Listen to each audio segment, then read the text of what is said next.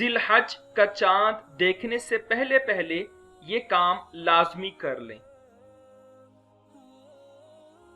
حضرت ام سلمہ رضی اللہ عنہا سے روایت ہے کہ رسول اللہ صلی اللہ علیہ وسلم نے ارشاد فرمایا، جب تم ماہ ذی الحج کا چاند دیکھ لو اور تم میں سے کسی کا قربانی کرنے کا ارادہ ہو تو اسے چاہیے کہ وہ جانور ذبح کرنے تک نہ اپنے جسم کے بال کاٹے اور نہ ہی ناخن تراشے۔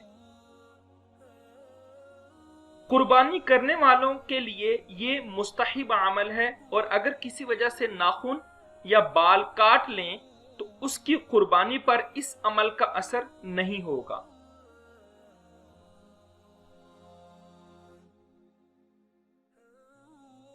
حضرت عبداللہ بن عمر رضی اللہ عنہ سے مروی ہے کہ ایک شخص رسول اللہ صلی اللہ علیہ وسلم کے پاس آیا اور عرض کرنے لگا کہ اگر میرے پاس منہا کے سوا کوئی جانور نہ ہو تو کیا اس کی قربانی کر دوں؟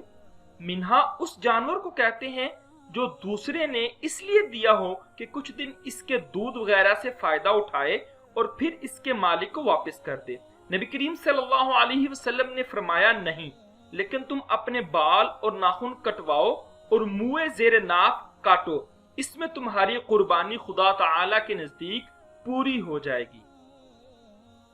ہمارے اس ویڈیو کو لائک کیجیے گا، ہمارے چینل کو سبسکرائب کیجیے گا اور اس کو شیئر کیجیے گا۔